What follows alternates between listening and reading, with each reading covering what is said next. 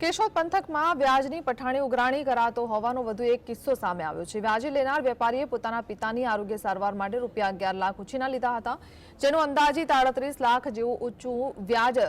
ચૂકવી આપ્યું હતું। તેમ છતાં મોટી રકમની માંગ કરી વેપારી ભરતભાઈને વ્યાજખોર દ્વારા જાનથી મારી નાખવાની ધમકી આપવામાં આવતી હતી। આથી વેપારીએ કેશોદ ખાતે ભારત એન્ટરપ્રાઇઝ પેઢીના માલિક મધુકાંત વ્રજ લાલ દેવરિયા વિરુદ્ધ ફરિયાદ નોંધાવતા પોલીસે વ્યાજખોર આરોપી મધુકાંત વ્રજલાલ દેવરિયાની ધરપકડ કરી કાર્યવાહી હાથ ધરી હતી। 2017 માં તેનો હિસાબ કરતા અંદાજે 16 લાખ રૂપિયા જેવું એનું પેનલ્ટી રકમ ગણેલી અને એના પૂરા 4 ચેક પણ લઈ લીધેલા સહીવાળા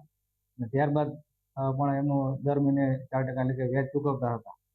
અને અંદાજે અત્યાર સુધીમાં 38,23,000 સુધીના રકમ ચૂકવેલ હોવા છતાં પણ વ્યાજની ઉઘરાણી થતા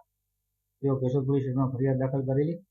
અને કેશોદ પોલીસ સ્ટેશને આગળની તપાસ હાથ ધરી આ કામે આરોપીને અટક કરી આગળની તપાસ